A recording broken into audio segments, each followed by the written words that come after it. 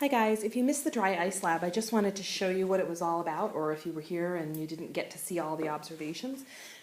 Before you watch this video, you want to get a lab sheet from me so you can kind of follow along. Basically, what you had to do was a bunch of different tricks with the dry ice. Here's the dry ice. It's in this container here. And using tongs, I'm going to pick it up. Dry ice, the lab sheet tells you right on it, is frozen carbon dioxide. And frozen carbon dioxide has to be made in a special machine. It looks just like regular ice, but actually it's way, way colder than regular ice. Carbon dioxide is normally a gas at room temperature, so in order for this to have become a solid, it had to be cooled way, way down and also put under pressure. So it does some pretty cool things because of that. This room is actually like boiling hot to the ice. The ice, as soon as it comes into the room, turns to a gas. So the first thing you're supposed to do with the ice is put it on the desktop and see what happens. So I'm going to do that. Listen carefully. Let me get a piece that's not so covered. There we go. This one's kind of got a lot of frost on it, so listen carefully. Isn't that cool? It's kind of dancing around. You can probably hear it humming along, vibrating. So the ice actually is vibrating, and the idea here is for you to write that observation down and then explain why it's vibrating using the kinetic theory. And you can see it kind of slides off all on its own. It's pretty cool. Whee, there goes the ice. I'm not touching it at all. Okay, the next observation is for you to put dry ice in a 250 milliliter beaker that has water in it. So I'm just going to put some ice into this water. And right away, you can tell, as soon as I do that, hey, that's not regular ice.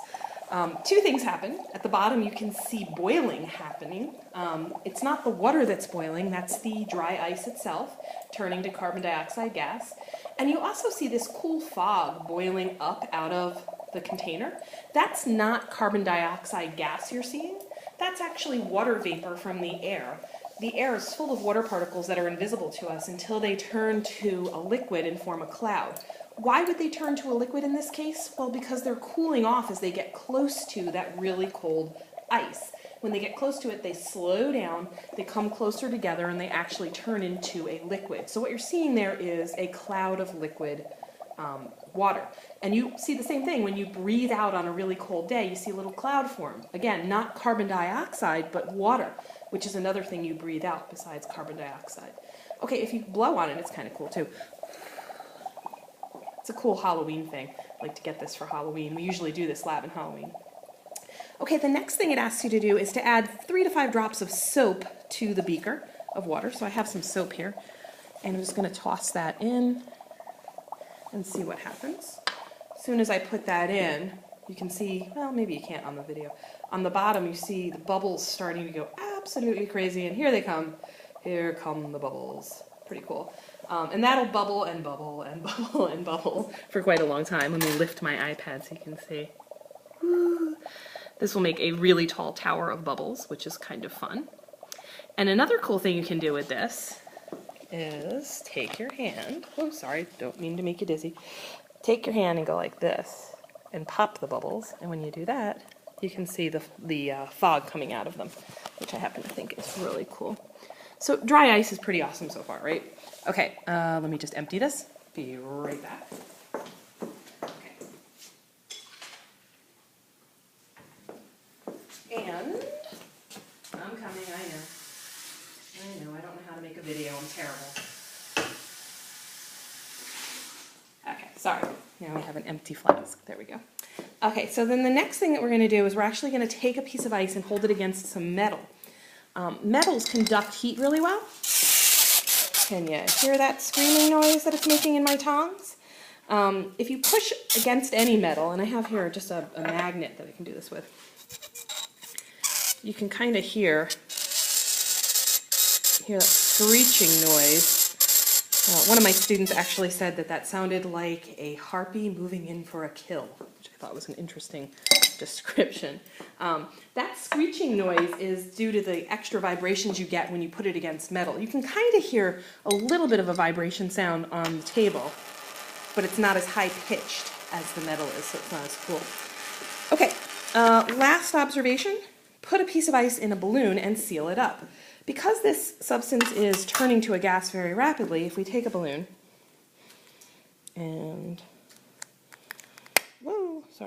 take the balloon and hold it open with our fingers, like so, and then grab a piece of ice and drop it in. Yes, this hurts my hand a little bit, but it's okay. I'm a teacher, I can handle it. There we go, got it in.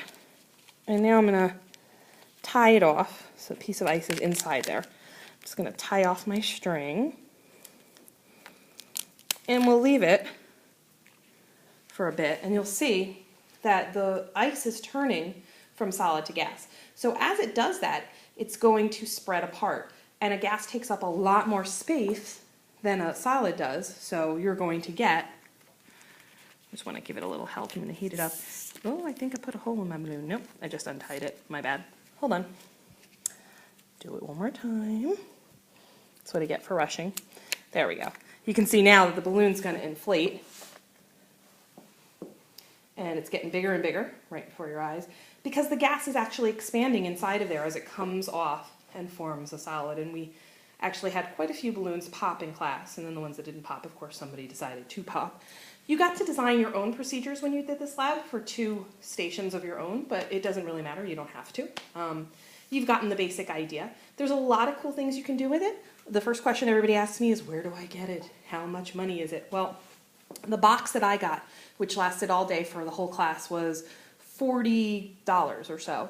And it cost me,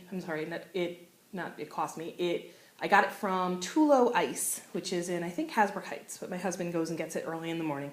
But you can try Googling it. It's not a particularly dangerous substance. You do have to be careful with it, so make sure you know what the safety guidelines are. You shouldn't handle it directly for more than a few seconds, and you definitely don't want to put any ice inside of anything that could explode when it's sealed, like a bottle, because that can be really dangerous.